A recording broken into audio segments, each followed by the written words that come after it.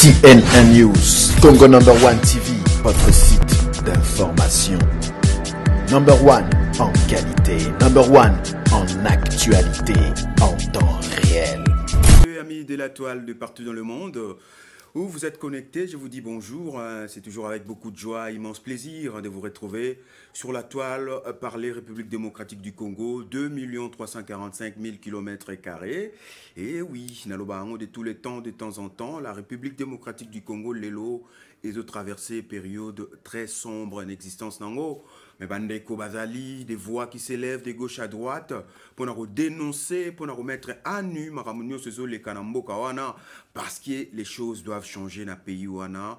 Les lots, plus de 70 millions d'habitants, mais Congolais à vivre très mal en deçà de seuil à pauvreté oyo ezali elokomoko inadmissible na mboka wana oyo nzamba benisango na nyonso richesse nyonso tozana ngo la faune la flore nyonso ezana mboka wana mais makambo ezotambola kitoko te makambo ezotambola bien te lelo na yambi pona bino bandeko na ngai boyebi babengi coordonnateur ya ba combattant non aligné babengi balobi Papi Volcan lelo ayeko s'exprimer na micro na biso lelo ezali le 31 décembre 2017 oyo lelo mokolo bandeko bazo telema pona makambo changer na mboka wana partout dans le monde l'ambassade au Congo bandeko bazo telema pena po balo non non non le président actuel Tika Bokonzi Kende makambo c'est Sili. Papi Volcan, bonjour. Bonjour Stella Oloa. Merci. Andeng répondre tout sur la mouki par rapport à Mboka Nabiso Congo, République démocratique. Lelo maramonengo yebi, lelo mkola lelo balwa ke non, il faut Kende. Alors, mi tous les amis qui Papi Volcan, yozo lo banini et puis au moni nini. Nga nazo remercier tout d'abord nandengo yeminga na plateau na yo. Merci. C'est un réel plaisir. Il y a kozali na plateau na Stella Oloa. Quant à Makambo Toleka na Congo, nde balobaki le 31 décembre, tout site Lombi, il faut Kende. Mais je l'ai toujours dit, et surtout pour les combattants non alignés, toujours la vieille recette. La vieille recette, oyo, il perdirait. Et remet le changement. Parce que si on est Burkina Faso, pour que Blaise Compaoré, nous savons que tout ça, la jour tel. Si on est en Égypte, pour na Moubarak ba no sakite ke bakosala boye tel jour mais du moment boza wa no yango muto en face na bino a précaution pour na ko intercaler action na bino.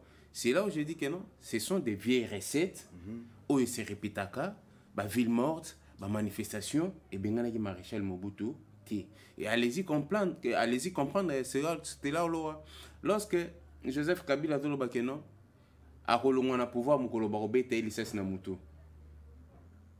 Et vous croyez vraiment que à Kolongwana manifestation, à Kolongwana ville morte, à Kolongwana manifestation pacifique? Alors pour nous concrètement qu'est-ce qu'il faut? Parce qu'apparemment va démarche on a tout et rapporter non le remoroté. Oui, concrètement c'est ce que nous devons faire. Et ça qui faut que l'on a des émotions, tout passer dans l'action concrète. Et que l'on a des émotions, ils ont une organisation de timing pour nous apporter changement à la Katia, Mboka Nabiso. Mais maintenant, comme mes frères combattants, résistants, patriotes, peu importe comment on va mais nous sommes tous dans un mouvement populaire de la révolution pour un changement et la Katia. Yamboka, il y a un voilà, précision très importante. Mais de toute façon, un père peut coufater. Oh, toujours ça, là, il y a un mouvement populaire de la révolution. Naissance venait à révolution. Oui, exactement, oui. Voilà. Maintenant, peu importe comment tu dis, mais lorsque Bandeko Bazo s'aligne, si il y a des politiciens, ou des solutions. Parce que les vrais opposants, il y a pouvoir Kinshasa, c'est nous de la diaspora congolaise. Il y a 5 ans passés, Emmanuel Macron. Et moi, biso banon aligné. Ni si ma opposition, ni si ma pouvoir en place, mais nous sommes une troisième force pour apporter les changements ou l'alternative au Congo. Et les changements, c'est nous, les combattants non alignés. Comme on le dit toujours, il faut tout s'engana. Tout ça, ça va force synergie, on a tout dégager pouvoir en place. Et j'ai dit et je martèle et je cimente, j'ai dit que non, Kabila doit partir, à savoir, il ne doit pas partir seul. Donc, opposition na biso, nga na to benga bango bazalo wa ba léopard. Oyebi léopard ata batami okomona ba tâche na ye. Akobomba tâche na ye wana te. Bosotoni ya ba tâche eza na nzoto na ye, bato ba komona. Mais opposition na biso ba na soka ville morte, marche pacifique, ville morte, marche pacifique. Ceux qui Afdel et qui na ville morte, marche pacifique. D'accord, tu continues dans mais modèle au Afdel et là qui. Et c'est de la même manière que tu as qui tu apporter changement dans le Congo. Alors, pour nous, changement, il y a la voie des armes. Non seulement la voie des armes. Afdel a été dans la voie des armes. Mais biso Togo a une manière sous. Neti. Togo combattre paix si c'est moyen diplomatiquement. Et comment? Comment Togo créer un gouvernement parallèle, une diaspora, parlement parallèle et Sénat parallèle. Et institution dans ce gouvernement parce que c'est un peu bassalé on a Liban mais est-ce que tu penses que dans le contexte actuel il y a RDC est-ce que le projet ou a bien idée ou est faisable dans le contexte actuel il y a RDC Zara qui il faut peuple à téléma et surtout nous de la diaspora c'est nous qui sommes obligés à porter changement et force n'a biso muto ta force n'a surtout affaiblir azala qui affaibli à genuer. Mais division na biso on est parce que azol souffle au téléma abana web c'est bino que non soki na juli sas na mutunde na longwe mais il est affaibli. Mais qu'est-ce qui fait tout solo non nous papi mais pourquoi mutu bo affaiblir mais juste force wana mais force wana na division na biso frère azu force wana na course au pouvoir na biso ba combattant ba résistant ba patriote azu force na biso na tango toke ko s'aligner ngai na da mutu ya songolo pakala ngai na da mutu ya tel ngai na da mutu ya tel c'est là où il affaiblir biso na ba discours peut to bane ko yoka ya résistance mais je suis étonné ya komona lelo ke la même personne ou ayebisaki biso résistance eza boye ba kendaka na bato boye na bato occupation te opposition ezali pouvoir ezali accompagnement ya pouvoir d'occupation et la même personne lelo a changé discours ezali sous na kati ya voilà la même personne non bato bayebi bato batala biso bayebi ngalinga moi vérité papier moninga na solo la vérité nasiro banga mutute papi volcan yoza moka wana RDC za yo donc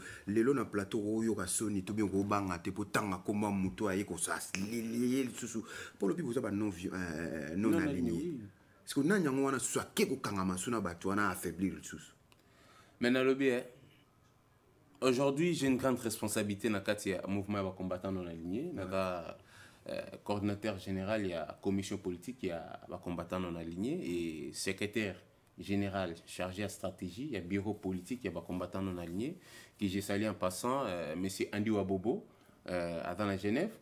Donc, Nathan a besoin autant de sur Bakombo à battre plateau. Il est encore une abetara li solo quelque part. Solo na yo beti mo boy combo, bombi combo. T'es na bombi combo, t'es na bika mais ba congolais on va docteur la biso. 70 millions autant la papi volcan na minute oyo à l'équipe al ba mambuya kilo mais azo bomba ba komba bato ba trahir mboka. Mais quand on a combo à Batona, c'est comme si nous avons s'acharné sur Batona, c'est comme si nous avons pris importance dans Batona, mais alors qu'il y a encore mieux à parler sur les mouvements combattants non alignés et sur Papi Volcan. Mais, comme on l'a dit, Mouta Baneko, la résistance, Kindarane tel na l'élection était parce que Bazali Bokipan et la même personne Lelo a joindre opposition. Donc, à sous la résistance. Voilà, mesdames et messieurs, Bolandi, on a Papi Volcan, aboyé autant à Combo, avec une grande responsabilité. Nakati ya mouvement na bango babengi ba combattant non aligné, as coordonnateur général. Attends autant à comboter, mais à l'obiga quand même mutuana, mutu indice, place à comprendre. Mais ngana ninga bna di concret, tant tout beta masola concret RDC, tout beta pe masola concret batu oyo, bazo bomamboka.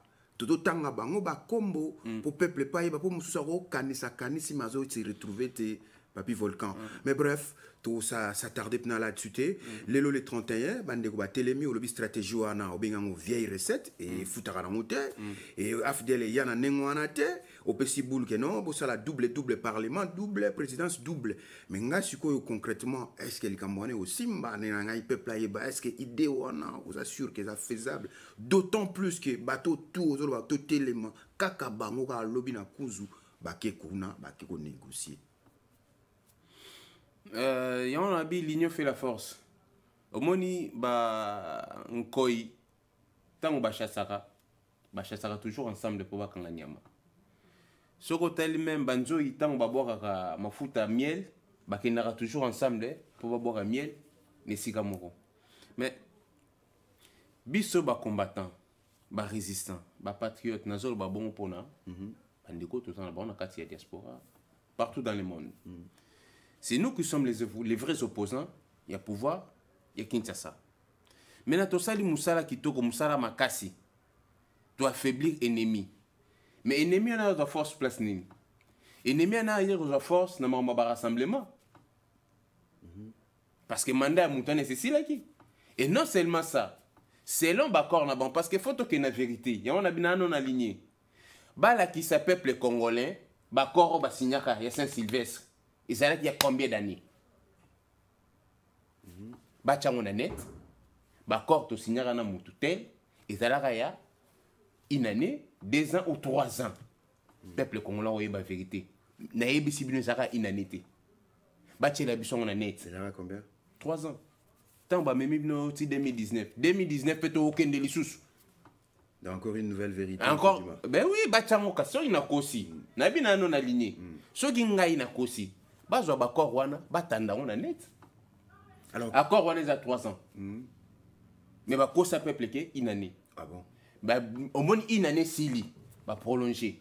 Donc comment au roi moi rituel moboué chaque fin d'année na décembre faut ba luka moi mécanisme mo ya kusala ko prolonger ba accord wana. Donc l'opposition congolaise a échoué dans toute sa mission.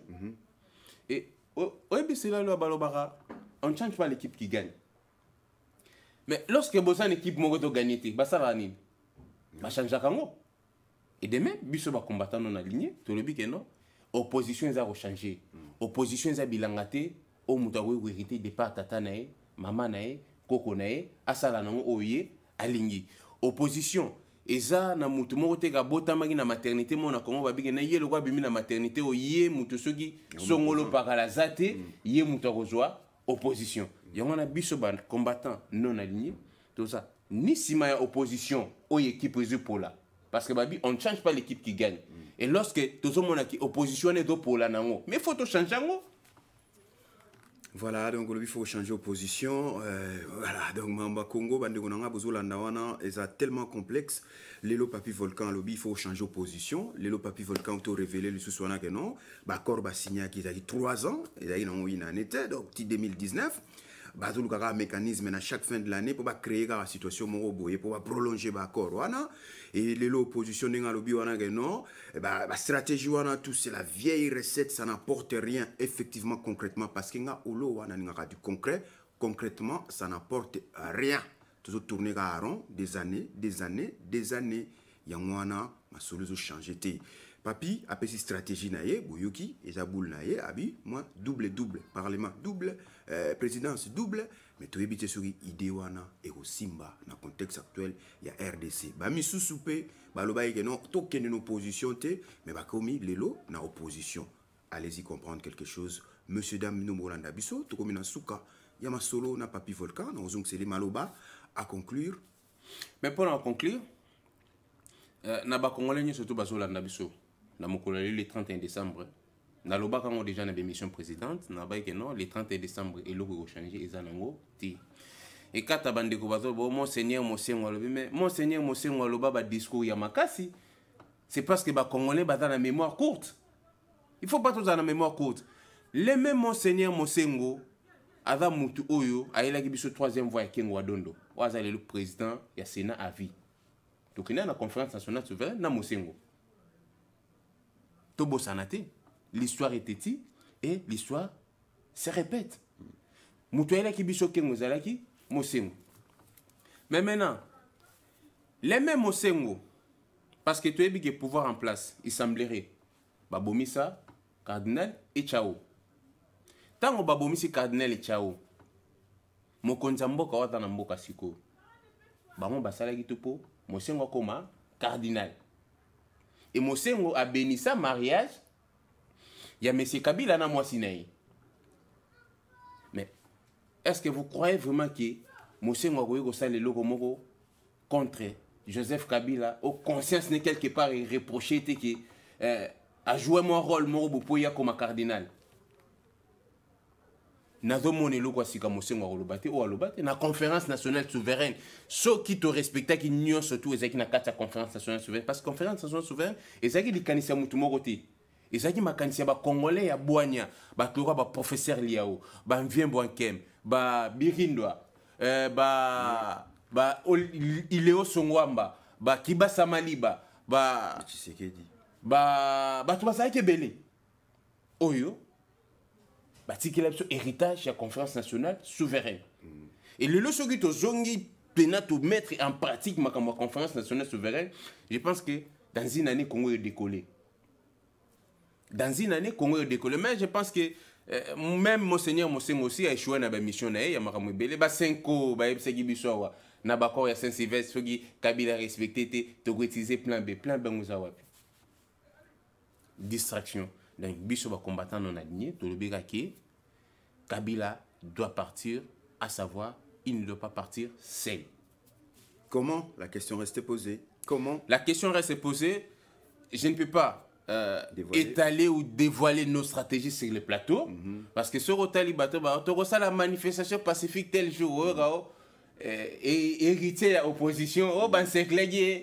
Déjà, on a église catholique, c'est clair déjà, mon mon église, c'est clair telle église. Il y a un peu de divulguer, mais tu peux quand même avoir idée, tu non, tu peux créer parlement, parallèle, gouvernement, parallèle, Sénat, parallèle, mais hormis ça, tu as plan B na biso, plan bango, na rolo bango, na plateau boyeti. Voilà, le message est passé, mais à costume en modolo bana pour gérer mon ni parallèle. Ils en est-il le moment de salama en Espagne, ni au côté wana, mais à moi mon boulot pour un contexte à RDC, c'est pas facile, hein, que ça le gouvernement parallèle, Liban nambo pour gérer. Ça demande beaucoup de moyens tout et tout. Bon, on va pas rentrer dans le détail là-dessus. Prochainement, peut-être être solo là, peut-être en détail sur stratégie Nabino Wana sur les faisables Nakaya 2 300 000. Mais déjà pour nous réaliser projet Wana, biso va combattant non aligné, tous en a 7 piliers. Euro, ça a de sorte que et faire asseoir gouvernement parallèle, parlement parallèle, Sénat parallèle. Mais pour je n'en peux que citer pilier moko, il y a parmi 7 piliers, où il y a pilier clé, socle, il y a ma réunion surtout les alliés, commission de vérité et de réconciliation. Ce qui doit arriver, que l'on a la vérité, et tout se réconcilier, qu'on va décoller.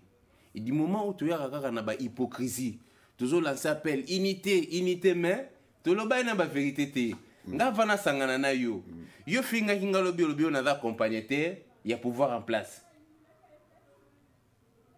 ne leko na ko loba na bino bato na bazaye ba accompagné te yo finga kinga accompagné te mais les mêmes mutu lelo ye li suso bino to sangana imiter na voix te na lobika naza muluba, naza mungala, naza mutu Équateur, naza muswahili, naloba mnyone surtout ya Congo. Tenga bi o imiter ne lobeli. Mais elle est quoi dans lingala? Voilà, messieurs, dames, tout comme une souka masolo na. So to beta masolo prochainement attend vraiment tout solo la bien à papi à développer projet na wango sur les faisable. Nga mituna boyebi kaka na utuna ndenge sengeli nga linga di concret na linga te oyo beti ndambu boye hypocrisie ndenge zolo bana. Eza bilo mo pe nga na dénoncer rapidement partout na solo ngo ndenge zali tango ye una yambio solo la vérité. Même solo ya ses ali.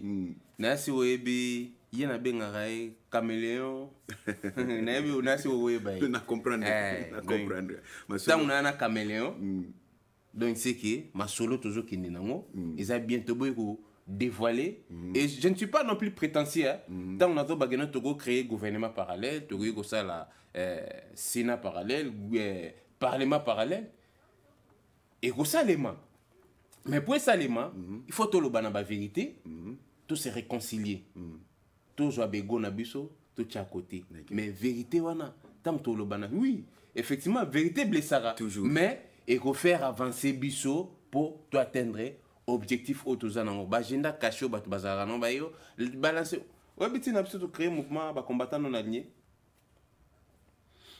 Et dans un mouvement, moi, c'est les maquiawa. Bah, ben, il y a ce Conseil national de résistance sur l'Uni et la diaspora. Et les mêmes mouvements, voilà. Bah, ils déjà en contact, na pouvoir, il y a Kinshasa. C'est là que tout le monde a discours comme tout ça, on a opposant. Ah, d'accord. Si vous avez un bango, vous avez un cop na bango, pour que vous ayez un kin, ça n'est pas que nous représentons les combattants. Comme toujours, nous avons la récupération politique, il y a action, il y a des combattants. Mais heureusement, le roi El Krakato a papier volcan aux ananou. Tu bitin? Ma solo, bino bonne résistance. Mais résistance, bon, moi, le gabo que soukin bolé exil. Lisa c'est bétité, indiqué bétité mon ancien mikuta bété indica, mais résistance, to monité. Parce que le lo beaucoup miko le gabo sangana. Parce que biso ba oyo, to ya suko s'aligner, na sima ya bato ba boma mboka parce que Mobutu boma mboka ye moté hein. Bah oui. Donc tant que biso ba combattant non ani toujours un changement et changement nous avons aussi mieux à proposer par rapport à nos 4 prédécesseurs. Tant on a tout à la Kasavu, on a tout la batu tout bassin na Kasavu. Kasavu peut choix. Na yekotala Mobutu, Nathalie Mobutu na ba fondateur nyonyo surtout ya MPR. Na ba obazai na opposition, bango to ba choix. Musée Laurent Désiré Kabila, pareil. Joseph Kabila a tapé, pareil. Il y a un absolu de but ba non aligné. Et non aligné lobby toujours sangisa bana ba bola nyo surtout ya Congo. Poto tam sa Congo mana parce que Congo lelo est pris en otage par bana ya bato ba bomambo kawana. Soko tali représentant ya Balusha. Moi, Nanzulu Mibembe, ancien membre du comité central, il y a un père. Sokotali, chef de l'opposition, il y a un rassemblement El Soginini. Tata Nae, ancien Mobutiste. Babouma Pekaka, Mboka. Sokotali, Olivier Kamitato, Tata Nae, enfin Mobutiste. Aujourd'hui, basé belé, hein? Oui. Karabana, ancien Mobutiste. Basé hérité, au fait. Basé hérité, en fait. Basé hérité, Béchek, il y a Batata Nabango. De moi biso bana babola to uti nulle part parce que mon bola aye barapasi ya bandekone babola tina zo bunda oui il peut y avoir des pierres bato boka. Moi j'aimerais bien que les gens m'attaquent avec des idées et qu'on fasse des débats projet contre projet. Bien, ça sera fait. Et vous allez bien ça sera fait. Bato attaquer ngasi et okutana kinentel non papi volcan va incorruptible et jusqu'au jour d'aujourd'hui Nalia mbongo ya qui que ce soit et pour na Congo na préféré na melamai na metala na miroir qui na mela champagne na batu songolo batu sekaza na makila ya bakunde kona ba congolais na maboko mais na ko komitala na miroir ti. Voilà, le message est passé. Merci Nabino sur vos 8 ans à Rota Bisso. Tokutani prochainement, toujours dans le cadre de vous servir en temps en réel. Tout ce qui touche le Congo ou les Congolais, de près ou de loin. En tout cas, Astela Oloa en parle sur la toile. Prenez bien soin de vous et surtout de cette République démocratique du Congo. Bye bye. CNN News, Congo #1 TV, votre site d'information. #1 en qualité, #1 en actualité, en temps réel.